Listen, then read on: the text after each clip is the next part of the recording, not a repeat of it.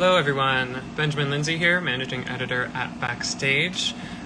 We are going live on the hour with Dylan McDermott. He is Emmy nominated this year for his role in Ryan Murphy's Hollywood on Netflix.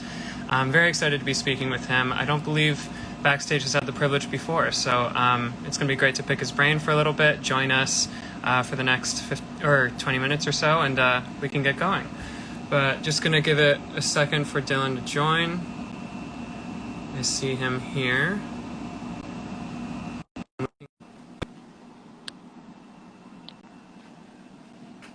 Hey, Dylan. How's it going? How are you? I'm good. I'm good. Good to see you. Thank you. You too. Yeah. How are you holding up? I'm doing okay. I've been doing a bunch of interviews, and it's been pretty cool. After all these years. Yeah. To come back. For sure. Well, first of all, congratulations on this Emmy nomination. Thank you so much. It is after all these years. You had your first one a little while ago, and then later, here we are. I was a child actor. Yeah, basically. Yeah. But yeah, this role looks like you had so much fun with it, and well-deserved recognition for you in the project. I love to see everyone up there: Jeremy Pope, Holland Taylor, some great folks. Yeah, really, superb acting on this show, and a lot of fun, and just good people too. Absolutely. Well, how is it that you first came into the fold? Obviously, this isn't your first time with Ryan Murphy, but this character, Ernie, so much fun. How did you come into the fold for it? It's the genius of Ryan Murphy. I remember he said, "I'm writing you a part," and any day he says that, that's like the greatest day of your life. Yeah. So he said, it's kind of like, it takes a little bit of time. He says, "I'm writing you a part," and then you don't hear anything, and then it's like, "Come to my office."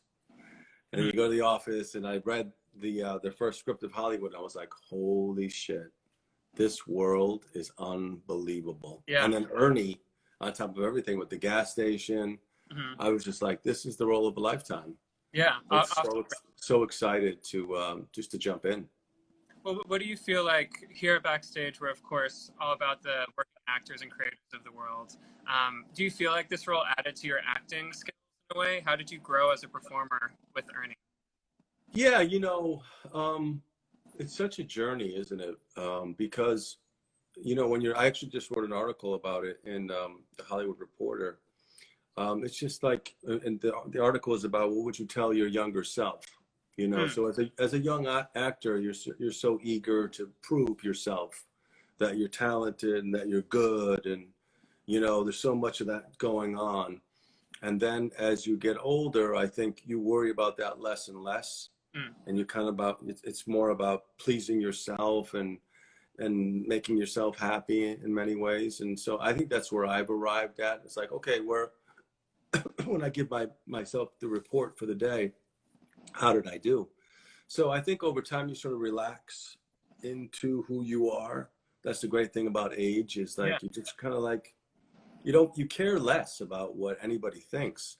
And that's certainly, I've noticed that in my acting in the last couple of years. I've sort of graduated to this new place that is so much easier and so much better than it was before. Yeah. Well, it definitely shows with the role. Like, you're so excellent on the series. It's funny that you mentioned this advice to your younger self, though, because I do have our Backstage 5 questionnaire that I'd like to run through with you. Oh, sure. And it is kind of a walk down memory lane. Okay. But for starters, how did you first get your SAG-AFTRA card? Oddly enough, this is a great story for young actors. Open call. Okay. I was called back 7 times for varying roles, and I ended up getting like one of the leads in the movie in 1986 with Don Cheadle and Courtney Vance, and that movie was called Hamburger Hill. Yes, yeah. And that was my first movie role. I never thought it was even possible to, be in the movies, because I was on Broadway at the time, and I was like, I don't even know how to get into movies. But anyway, because I was free, because I didn't care, because I didn't think I'd ever get it. Right. I was relaxed, and Yeah, so much of acting is relaxing. And I think that's, you know, luckily I got my SAG card from that movie. not bad, not bad. And from Yeah. Open Call, that's great. Yes, open call off the Yeah, street. yeah. Not bad, not bad. Also, kind of looking back to that time, do you have an audition horror story that you could share with us? You know, there's certain actors who are good at auditioning, but then are not so good in the role. And then there's actors who are not good at auditioning, but great in the role.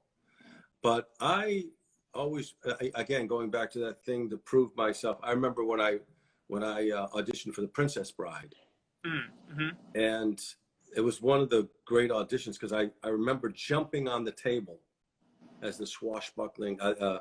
Mandy Patinkin got the role. Yeah, yeah. But I had an accent down. I had a whole Spanish accent. I was like jumping on the table, and I was using my pencil as a sword, and it was just like, it was one of those moments because the casting directors actually ended up casting me in like 3 other movies from that audition. Okay, yeah. So what's important to remember, especially for young actors, is that you may not get the role that time, but you better make sure that when you audition, you go all the way, because those casting directors, they have everyone's ears, and they can either make you or break you. So I remember they became big fans of mine, and really kind of paved the way for me in many ways. We talk about it all the time here at Backstage, just the importance of booking a room. Even if the role isn't yours, it's not meant for Yep. you or another. To get those casting directors on your side is the goal of the audition. I think so, because people so easily dismiss you in life and in acting, and you got to work extra hard all the time to change people's mind. People had to change I know that people had to change their mind about me, and I was well aware of that, and I knew I had to do some work to kind of change people's perception of me from the practice as just this earnest lawyer. So American Horror Story sort of started that, and now Hollywood certainly has now put that to rest. Yeah, yeah. So that is kind of a conscious effort on your end to. And you better be aware of it, by the way. Don't be in denial, because you can feel it. It's in the ether. You know that it's out there, and it's your job to change history. Yeah. You can't rely on the old stuff. I can't rely on that. I have to keep moving forward and changing and developing and evolving as an actor. Otherwise, there's too many actors. You'll get left in the dust. Absolutely. What excites you as an actor then? What are you wanting to do in the future? What's checking your boxes? For me, really, I sort of got caught up in the leading man thing for a long time, and that is not as interesting as it is today. I really like doing the character work. Like Ernie. That to me, that's my best day, when I can find out who this guy is and kind of shape this different look. I was doing American Horror Story and Hollywood at the same time, and they were wildly 2 different characters. So to be able to do that back and forth was the happiest I've ever been. Yeah. And they were just different characters, and I kind of disappeared into both of them. Yeah, you want a role that is separate from yourself, something that you can step into and have fun with as a performer. That's kind of the dream. And also, I made a conscious decision when I was a kid, I did some stand-up in New York, like open mic. Sure. Catch a Rising Star, and then I had a little comedy show at the bitter end, and I got thrown out of the Comedy Cellar. All those things, was like, I was like, what? I was like, what makes me happy? And comedy really makes me happy. So I kind of went back and did a pivot, really, in mid-career, starting with The Campaign with Will Ferrell and Zach Galifianakis. Yeah, sure. And Jay Roach. I was like, what? I like this life that they have. And then doing LA to Vegas, and then kind of infusing humor into more and more roles. Yeah. I made that a conscious decision as well, to change it up. And you know, it's worked out because not a lot of guys can be scary and funny at the same time. Yeah. So I'm kind of occupying that space. That's your niche. Yeah. Yeah. Well, what's great, while we're on this subject of kind of pushing your boundaries as a performer, what's great as an audience member with the creator like Ryan Murphy is that he gifts performers those opportunities. He doesn't, he knows someone's capabilities and kind of throws a curveball that people might not be expecting. What's your favorite thing about working with Ryan? I think that just, you know, he sees something in you that you don't see in yourself. Sure. Namely, like he saw Ernie in me. I didn't fully get that. You know what I mean? I was like, whoa, this is an opportunity. I think because Ryan wanted to reinvent me. He said that, Mm-hmm. you know, he wanted to reinvent me as an actor, and he did. Yeah. He saw something in me to play Ernie, and I just ran with it. And I think that Ryan instills that confidence. He gives you the opportunity. He says, Mm-hmm. here, take this and run with it. Now, most people don't do that. They would like, they want proof that you've done that particular character. Mm-hmm. And so then you can play it again. Right. You know, right. that's the difference with Ryan. He trusts actors. He believes in actors. Most producers, you know, they're relying on, oh, well, can he do it? Ryan's like, yeah, he can do it. I trust him. Yeah. And that's the difference. That's why he's the best. That's great. That's great. Well, technically speaking, again, backstage for the actors out there, do you adhere to a certain technique or process, or how do you find your way into the skin of a character like Ernie? Well, I had went to the neighborhood playhouse and studied with Sanford Meisner. I was there for 2 years, and I got the great technique that only Sandy can deliver, and it really was helpful. Then, no, okay, lost you for a second. No worries. So I studied with Sandy, and then I started working. I had done a couple of movies, and I didn't feel exactly comfortable. So I went to the actor studio, and I did some scenes there, and then I was able to apply the method with Sandy's technique, and then I sort of kind of infused them both. And that really, and then I wrote an acting book for myself, like a 100-page book on acting, all these questions I have. So I kind of created my own technique, which we all have to do in the end. But really, it was really, you know, using Sandy's technique as well as the method. Yeah, you're able to kind of pick and choose what works for you. Yeah. And kind of learn as you go along. Yeah. Well, looking back to those early years, you mentioned kind of the New York scene when you were first starting out. What advice do you have for pushing through years that might be a little leaner? When you're first getting on your feet, you're hitting rejection in the audition room. You know, I think that's probably the hardest thing is, how do you carry on? How do you continue? And I always say that, you know, and this applies for me today, is like, as long as you love it, you can't go wrong. If you're becoming an actor because you want to be famous and have money and have power, don't do it.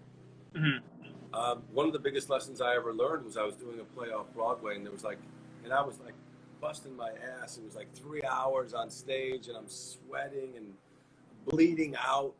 Yeah. And there's 3 people in the audience, and at the end it was like, and I was like, oh.